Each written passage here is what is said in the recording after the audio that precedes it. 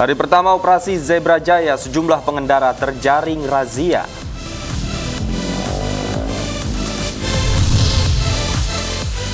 Akibat utang game online, nyawa pelajar melayang.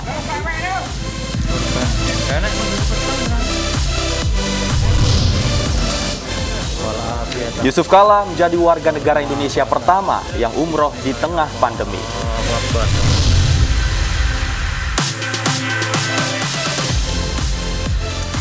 Selamat siang pemirsa iNews yang kembali hadir memperbarui informasi Anda siang ini. Pemirsa, jelang libur panjang akhir Oktober ini, terminal dan stasiun mulai dipenuhi penumpang yang hendak pergi keluar kota. Ya, selain itu kami juga memiliki informasi terkait simulasi pemberian vaksin tahap pertama yang dilakukan di kota Depok, Jawa Barat. Bersama saya David Pratama. Dan saya, Lovia Nadia. Inilah iNews yang selengkapnya.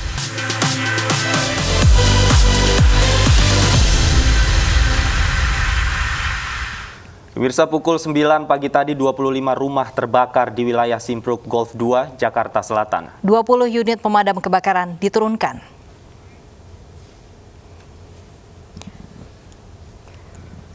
Kebakaran melahap 25 unit rumah padat penduduk dan kios semi permanen.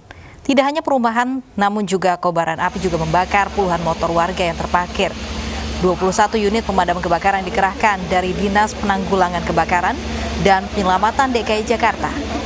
Sejauh ini belum dapat diketahui penyebab kebakaran.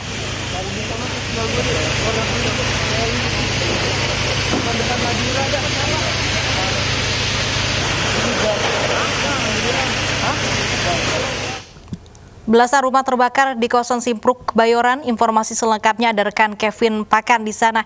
Kevin, bisa Anda ceritakan bagaimana kondisi terkini saat ini? Ya, Davi, Lovi, dan pemirsa, untuk situasi terkini di kawasan Simpruk, Kebayoran, Jakarta Selatan, ini api sudah berhasil dipadamkan dan baru saja ini proses pendinginan sudah berhasil diselesaikan. Dan memang saat ini, Davi dan Lovi, dapat kita lihat di layar kaca bahwa baru saja pihak kepolisian Kota Jakarta Selatan memasang garis polisi di kawasan ini, yang mana ini tidak boleh lagi warga maupun siapapun yang dapat melewati atau mencari barang-barang kembali di kawasan ini. David dan Lovi, dapat kami informasikan juga, tadi sebelum dipasang polis lain, kami masih melihat adanya beberapa warga begitu yang masih mencari sisa-sisa barang mereka yang mungkin masih bisa digunakan begitu. Dan memang berdasarkan informasi yang kami dapatkan juga dari Kepala Suku Dinas Penanggulangan Kebakaran dan Penyelamatan Kota Jakarta Selatan, Herbert Plider, mengatakan bahwa sampai dengan saat ini masih belum dapat dipastikan mengenai penyebab dari kebakaran. Namun tadi kami sempat bertanya begitu ke warga sekitar bahwa mengatakan awalnya ini listrik sempat padam. Lalu terdengar suara ledakan begitu tepatnya di belakang sana yang merupakan dari parkir warga sekitar begitu.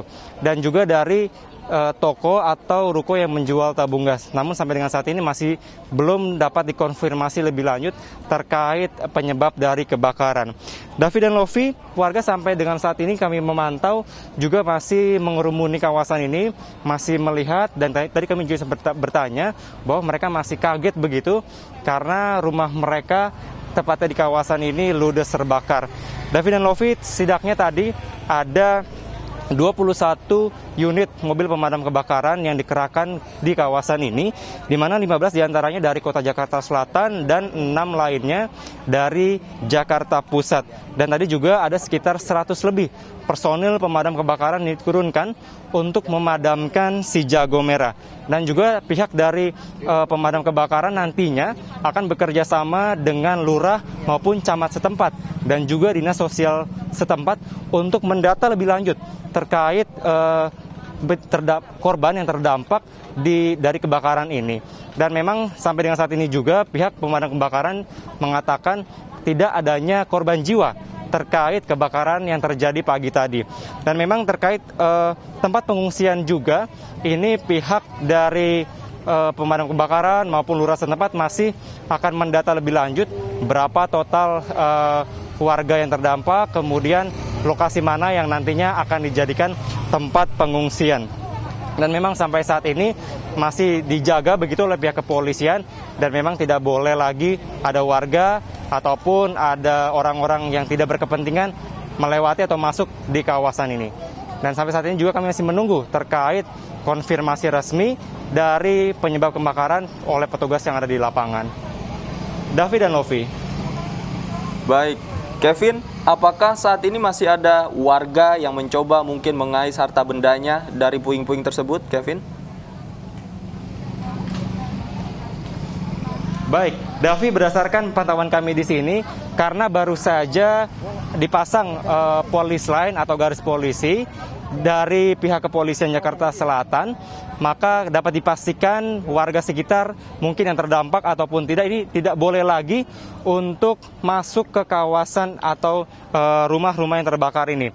David dan Novi, dapat kami informasikan juga tidak hanya rumah saja ya di sini yang terbakar, namun juga terdapat kios-kios seperti yang ada di layar kaca kita saat ini, bahwa tadi kami berdasarkan informasi yang kami peroleh dari warga setempat, adanya kios warung kopi, begitu kemudian adanya kios bakso, begitu, dan juga ada beberapa kios lainnya.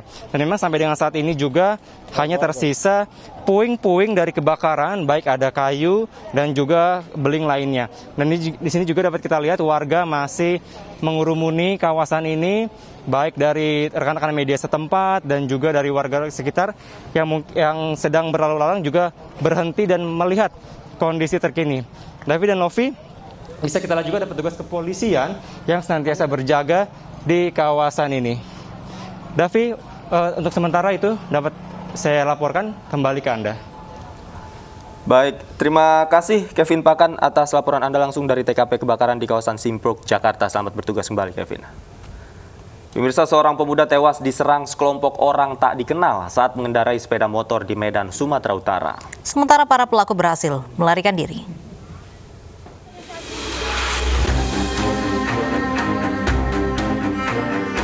Suasana duka menyelimuti rumah keluarga korban di Desa Helvetia, Kecamatan Labuan Deli, Deli Serdang, Sumatera Utara. Randi, pria berusia 21 tahun ini tewas usai diserang sekelompok pemuda di Jalan Teguh Amir, Hamzah, Kecamatan Medan Barat, Kota Medan. Peristiwa ini bermula saat korban yang sedang konvoi bersama 8 temannya melintas di Jalan Teguh Amir Hamzah. Tiba-tiba sekelompok pemuda menyerang korban dengan menggunakan batu dan kayu. Korban pun terjatuh dari motor dan mengalami luka parah. Melihat ini, teman-teman korban berusaha melindungi korban dan melawan kelompok penyerang, namun mereka berhasil melarikan diri.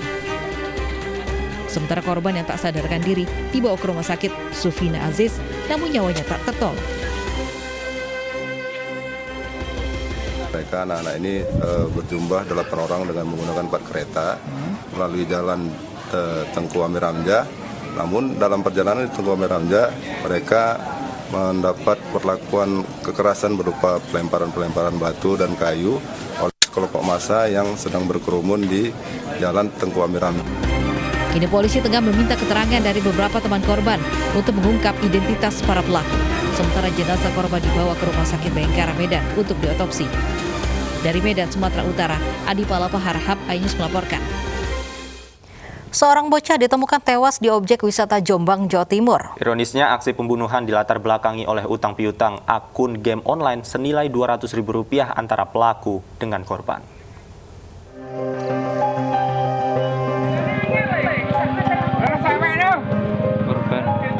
Di objek wisata Kedung Cina Jombang inilah Alfian Rizky Pratama ditemukan langsung oleh keluarga dalam kondisi tak bernyawa.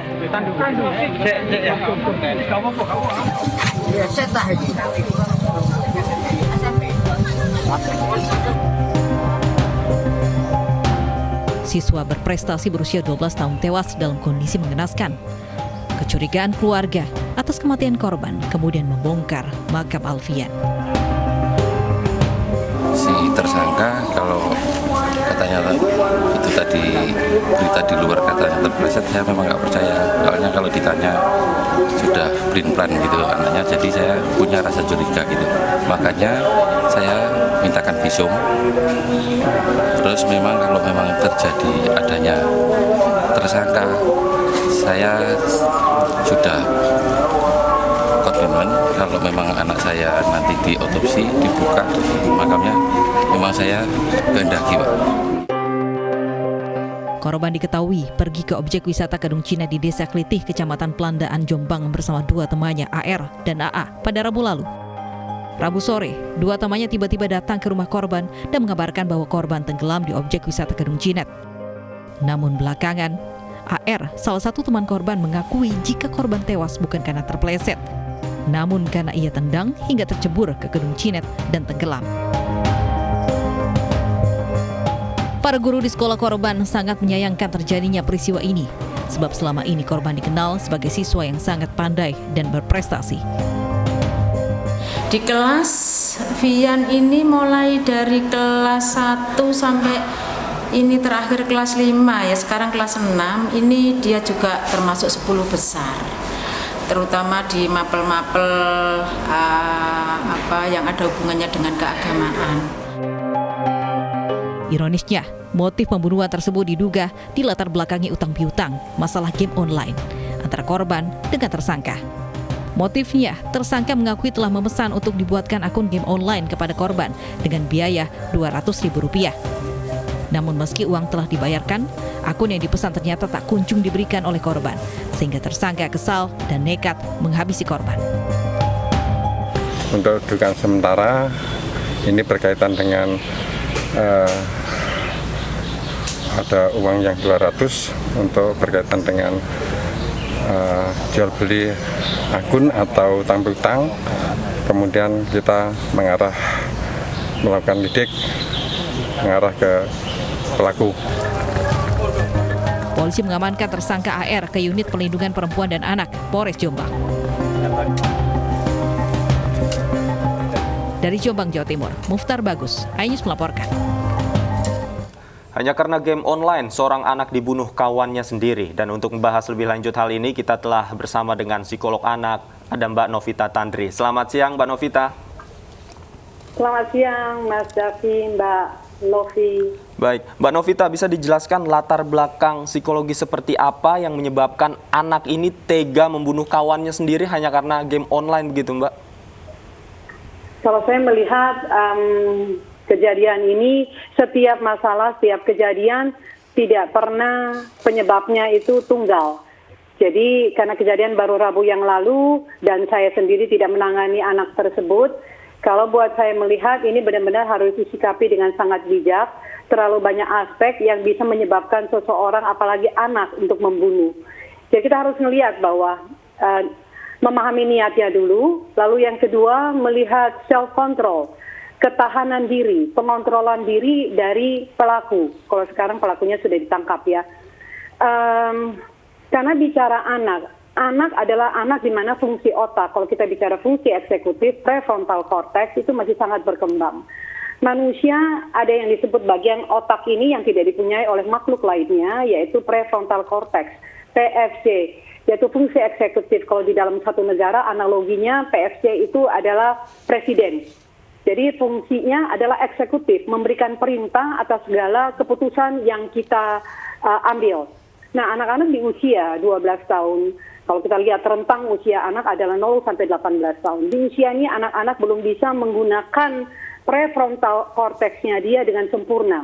Karena prefrontal cortex, kalau kita bicara neuroscience, itu baru berkembang secara lengkap, secara sempurna, itu sampai usia 25 sampai 30 tahun. Jadi memang menjawab pertanyaan Mas Davi ini tidak semerta-merta bahwa saya bisa simpulkan jawabannya apa. Karena pasti penyebabnya tidak tunggal, Mas Davi. Baik, artinya di sini apa yang salah Mbak Novi ini melihat korban ini masih 12 tahun begitu. Nah, masalahnya itu sepele dan pelakunya juga terhitung masih remaja begitu. Apakah memang pengawasan dari orang tua yang mungkin harus bisa lebih ditingkatkan atau apa yang salah dari lingkungan para pelaku dan juga korban ini? Kalau saya melihat bisa kalau di dalam dunia psikologi ada 3 macam. Bisa faktor genetika yang berarti itu nature diturunkan. Jadi memang ada masalah psikologis yang memang diturunkan secara genetik, diwariskan. Yang kedua adalah masalah fisiologis. Jadi ada abnormalitas daripada pada saat anak masih ada di embrio di dalam kandungan ibunya. Atau yang ketiga adalah nurtur. Nurtur ini adalah lingkungan. Lingkungan berarti kita bicara orang tua. Lingkungan berarti kita bicara orang terdekat yang hidup bersama dengan anak-anak. Kita bicara sekarang bukan hanya sekedar, kalau yang pertama tadi adalah diturunkan berarti nature. Yang kedua ini bukan genetik tapi habitual genetik. Jadi artinya yang diwariskan adalah habituasi, kebiasaan dari orang tua. Kekerasan, kita bicara kekerasan. Kekerasan sangat erat dengan kemarahan. Anak-anak dari kecil di usia yang paling krusial 0 sampai 5 tahun ada yang disebut dengan masa tantrum 2 sampai 4 tahun, di mana amarah ingin sesuatu yang dialami oleh setiap manusia itu keluar, timbul, dan semua manusia mengalami masa pengelolaan amarah ini. Nah, pada saat anak tidak diberikan pengetahuan, pemahaman, contoh, modeling dari orang tua bagaimana mengelola marah. Jadi kita tidak mengajarkan anak untuk tidak boleh marah, tapi kita ajarkan anak bagaimana mengelola kemarahannya. 2 sampai 4 tahun. Bagaimana apa yang dia inginkan tidak selalu dia dapatkan. Nah, kalau anak tidak punya keterampilan mengelola marah ini, nanti terus-menerus semua yang dia inginkan harus segera dia dapatkan. Ada yang disebut dengan baru, yang disebut dengan intermittent explosive disorder, yang disebut dengan IED, atau simptom kejiwaan yang menyebabkan seseorang bertindak agresif secara tidak terduga. Dan habitual genetik ini kalau buat saya benar-benar kita harus melihat, karena anak cerminan orang tua, anak menyerap bukan hanya dari orang tua tapi dari nurtur lingkungannya. Kalau dia mendapatkan bagaimana mengelola kemarahan dari sumber yang tidak tepat, orang tua kah, tetangganya kah, temannya kah, atau apa yang dia tonton dan dia mainkan, ini akan membentuk satu perilaku seorang anak sehingga pada saat dia marah, dia tidak suka, orang tidak memenuhi apa yang dia inginkan. Mereka tidak punya keterampilan untuk bisa mengelola masalah yang datang kepada dia. Baik, jika kita berkaca pada kasus ini hanya karena game online begitu, seberapa signifikan kebiasaan anak-anak khususnya bermain game ini bisa mempengaruhi seorang anak sehingga memiliki kecenderungan untuk melukai temannya sendiri, Mbak Novita? Sebenarnya kalau kita melihat ada beberapa, kalau kita lihat dari akademisi kesenian mengatakan bahwa tontonan media internet, game itu adalah netral, bahwa kalau dipergunakan secara bijak, orang tua bisa membagi waktu anak secara bijak dan bisa masuk dengan modeling di sana, memberikan pemahaman dan pengertian tentang perbedaan mana yang baik, yang mana yang jahat, yang mana yang benar dan mana yang salah, itu ada sebenarnya. Tapi kalau buat di dunia psikologi, sebenarnya game, tontonan, film yang dikonsumsi anak-anak kita itu tidak netral. Kenapa? Karena manusia adalah makhluk yang menafsirkan dan memaknai. Apa yang dia masuk melalui visual, apa yang dia dengar melalui auditori, mereka bisa memaknai dan bisa menafsirkan. Nah, kalau tidak ada orang tua yang duduk di situ, mendampingi dan memberikan pemahaman, pengetahuan bahwa apa yang kamu tonton itu tidak sesuai dengan apa yang bisa kamu terapkan di dalam hidup kamu, dengan teman kamu, bahwa ini tontonan yang tidak boleh kita tiru, ini terus mereka konsumsi karena orang tuanya sibuk, mungkin tidak ada orang yang bisa mendampingi, anak-anak tidak tahu yang mana benar dan yang salah. Pada saat terjadi sesuatu yang tidak dia sukai, misalnya seperti sekarang, bukan hanya sekedar hanya 200.000. Dan sekali lagi, balik lagi dari awal yang saya katakan bahwa setiap masalah tidak pernah ada penyebab tunggal. Pasti banyak aspek di dalam yang main. Dan alangkah bijaknya kalau kita melakukan counseling, melakukan tahapan-tahapan sebelum masuk ke dalam satu konklusi bahwa anak ini memang anak yang mungkin kalau kita katakan tadi secara genetik psikopat, atau mungkin kita katakan dia sosiopat, karena sebelum masuk ke sana perlu rangkaian tes sebelum masuk ke dalam satu konklusi. Baik, kemudian pembatasan apa yang mungkin bisa dilakukan untuk anak gitu agar anak ini tidak kecanduan game online? Apalagi masa pandemi ini banyak anak yang memang mungkin bosan di rumah, akhirnya beralih ke game online. Bagaimana pembatasan cara yang bijak yang dilakukan oleh lingkungan sekitar agar anak itu tidak kecanduan game online? Kalau buat saya, kalau namanya kecanduan berarti sudah berlebihan, over ya. Jadi berarti sudah mengganggu. Berarti dia tidak bisa melakukan hal yang lain kegiatan sehari-hari secara normal. Jadi punya gangguan tidur di situ, sudah lupa makan di sana, lupa mengerjakan tugas sekolah di sana, adiksi. Buat orang tua, kalau sampai adiksi terjadi, berarti sudah ada satu proses. Tidak serta-merta anak terus adiksi. Berarti ada pembiaran di sana, sehingga anak mengalami adiksi ini. Jadi kalau buat saya, kehadiran orang tua untuk masuk sejak awal anak-anak berkenalan dengan gadget di usia yang tepat, dengan pembagian jadwal dan tidak mengizinkan anak-anak untuk kebablasan sambil melupakan aktivitas normal seharusnya sebagai seorang anak. Baik, terima kasih Mbak Novita Tandri, psikolog anak sudah bergabung bersama kami di News Siang. Seorang pengemudi ojek online di Medan, Sumatera Utara tewas di tangan pelaku begal yang menyamar sebagai penumpang. Sementara terduga pelaku begal juga tewas diamuk warga. Polisi mengevakuasi jasad seorang pria yang diduga pelaku begal yang menusuk seorang pengemudi ojek online hingga tewas di Jalan Benteng Hilir, Kecamatan Percut Setuan, Deli Serdang, Sumatera Utara.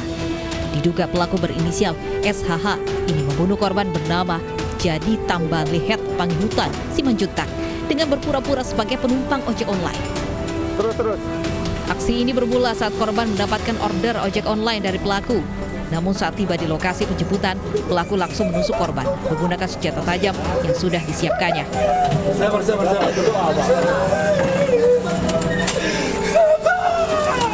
Melihat korban tak berdaya, pelaku mencoba membawa kabur sepeda motor korban. Namun aksi ini gagal karena banyak warga yang menyaksikan dan akhirnya menghakiminya hingga tewas di lokasi kejadian. Sementara nyawa korban juga tak tertolong meski sempat dilarikan ke rumah sakit. Untuk sampai ke rumah sakit, ya udah nggak bernyawa, kata dokter. Kalau dia ditusuk dari belakang tembus ke paru, jadi di paru itu banyak pendarahan, jadi dia itu buat dia gagal. Dari masyarakat bahwa ada korban begal yang terluka, kemudian juga tersangka juga diamankan oleh warga.